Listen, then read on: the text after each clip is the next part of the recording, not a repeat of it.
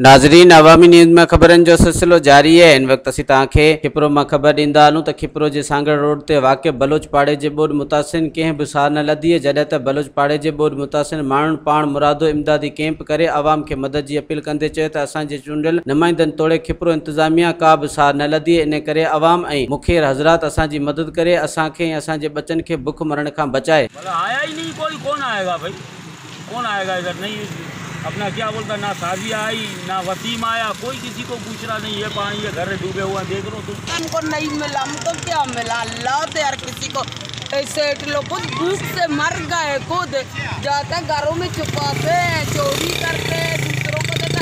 वसीम साहब अपने वो हारियों को सारा दे दिया, हमको क्या देगा? हमको अल्लाह दे। हाँ, ये क्या देने वाला? ये खुद भिखारी है, अल्लाह का कहर इसको लगा हुआ है और अल्लाह इसको क्या करे? गरीबों का फंड का कैसर हो गया इसको। बस पार्टी है ये बलोच, पिछले पूरा जिंदगी में हमने पीपी को वोट दिया है। हाँ, पीपी का हम किसी को वोट नहीं देते हैं, मगर पूछने वाला कोई नहीं है।